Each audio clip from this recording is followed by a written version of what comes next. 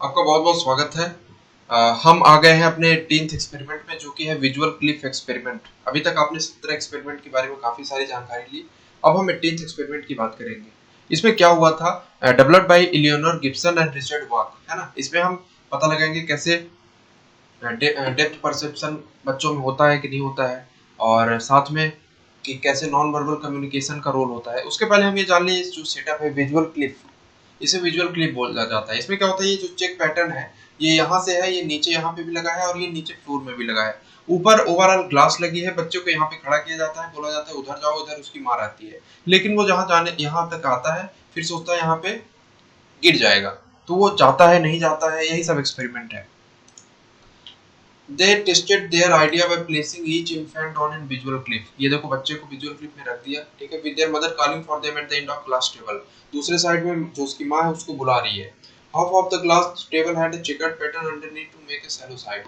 अब check pattern यहाँ था, ये देखो ये जो बच्चा है चेक पैटर्न यहाँ पे भी है, नीचे भी है ना, साइड में, और साथ में फ्लोर में भी है। तो बच्चों को वहां से ये लगता है कि ये डेप्थ है, गहराई है, यहाँ गिर जाएंगे। In order to make a deep side, they put the same checkered pattern on the floor, ठीक है ना। फर्श में चेक पैटर्न को डाल दिया। Even though the glass table reached all the way to their mom, the pattern give the illusion of sudden drop। हालांकि जो ये ग्लास है ना, ये अगर ग्लास में चलते जाए तो अपनी माँ तक पहुंच जाएंगे, लेकिन ये गहराई यहाँ पे ऐसा लगता है कि ये गहराई है और मैं इसमें गिर जाऊंगा। ऐसा डिजाइन किया गया है इल्यूजन देने के लिए बच्चों को।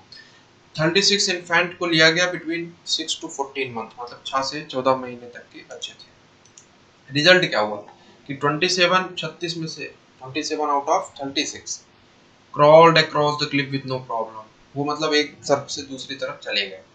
सम infant did not crawl at all. कुछ वहीं पे स्थिर रहे, न इधर गए न उधर गए।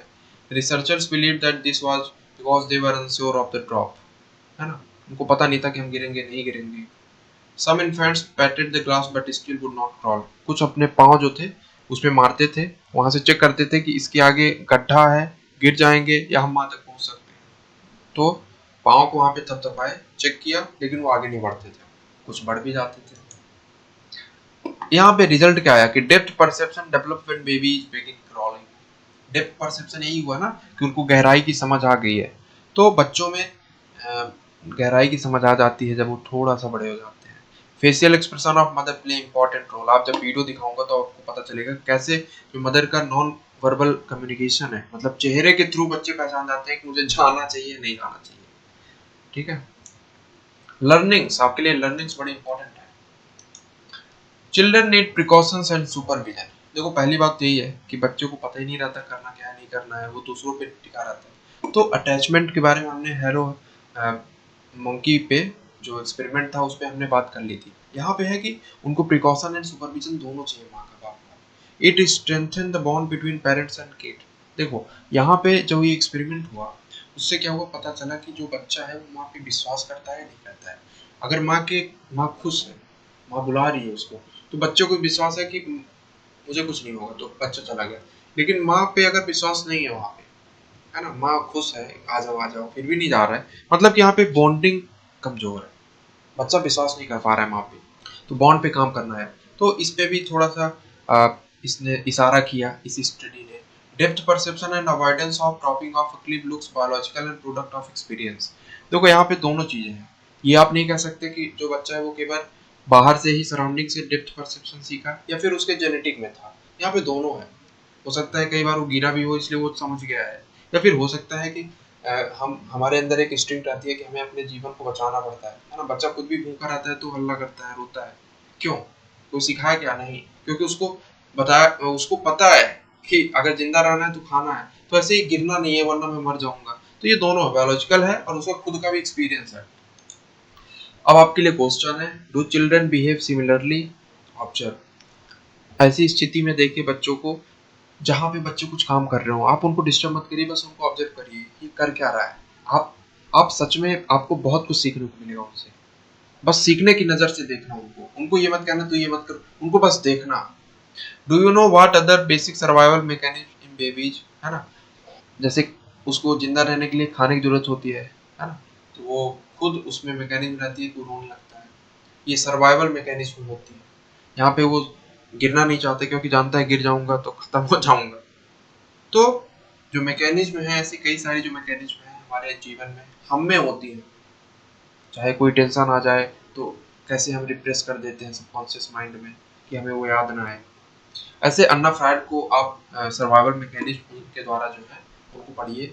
Have you studied developmental psychology? अगर आपने नहीं पढ़ी है डेवलपमेंटल साइकोलॉजी, बर्थ से लेकर डेथ तक की सारी जानकारी, कैसे हमारा डेवलपमेंट होता है, कैसे हम चेंज होते हैं, कैसे हमारा मोरल डिसीजन हम लेते हैं, कैसे हम सोचते हैं, इन सब के बारे में है। और लास्ट में मैं आपको सजेस्ट करना चाहता हूँ यू टू रीड जीन पियाजे, John Bowlby, Mary Ainsworth, Erik Erikson theories on development. इन सबको आप पढ़िए अगर आप डेवलपमेंटल साइकोलॉजी से थोड़ा सा भी इंटरेस्ट रखते हैं। और साथ में ऑब्जर्व करिए बच्चों को जो आपके आसपास है। ठीक है, अब मैं आपको यहाँ पे जो एक्सपेरिमेंट है जो मैं आपको दिखाना चाहता हूँ वो मैं थोड़ा सा दिखाऊंगा। Emotion is a nonverbal language. Emotions reveal the cognition, the understanding of the baby. And furthermore, emotions are the nonverbal communication of the baby towards the parent and the parent towards the baby. So therefore, I thought that emotions were a royal road, one royal road, to the study of the baby's development. In this study, babies between 9 and 12 months are brought into the lab and placed on a large plexiglass top table. Half of the table has a checkerboard pattern just underneath the surface, but halfway across is a visual cliff, which the baby can tell drops off steeply. The plexiglass top continues, so it's perfectly fine to proceed. But the baby isn't so sure, and this is a big drop for a baby just starting to crawl.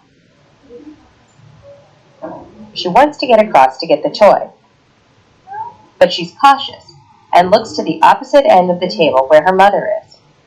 The parent is instructed to smile or make a fear face. If the mother is posing a fear face, the baby typically does not cross this stair-step downward, this modified visual cliff or visual step. On the other hand, if the mother poses a smile or somehow poses a nonverbal communication that is not prohibitive but encouraging, the child is much more likely to cross over to her.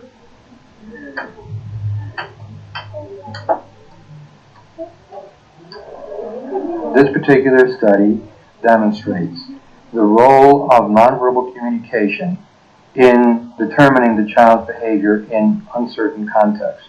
A baby will, when they encounter something ambiguous, something uncertain, will typically look to the significant other, the mother, the father, a grandparent, the caregiver, in order to figure out what to do.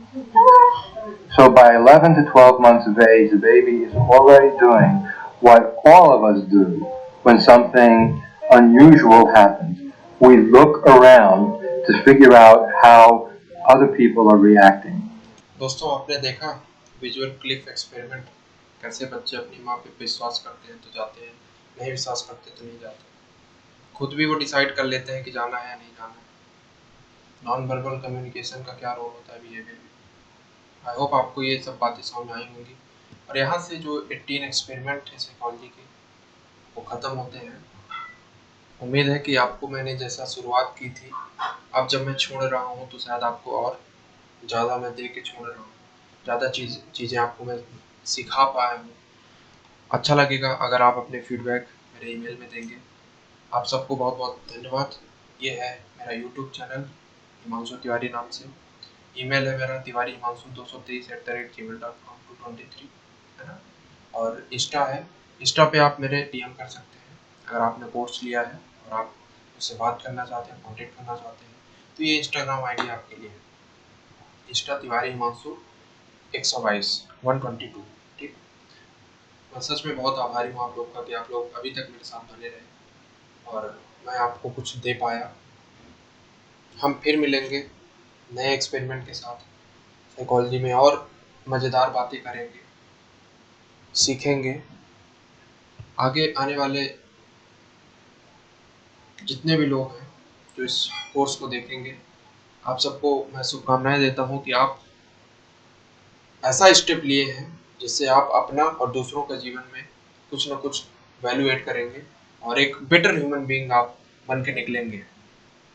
तो thank you so much.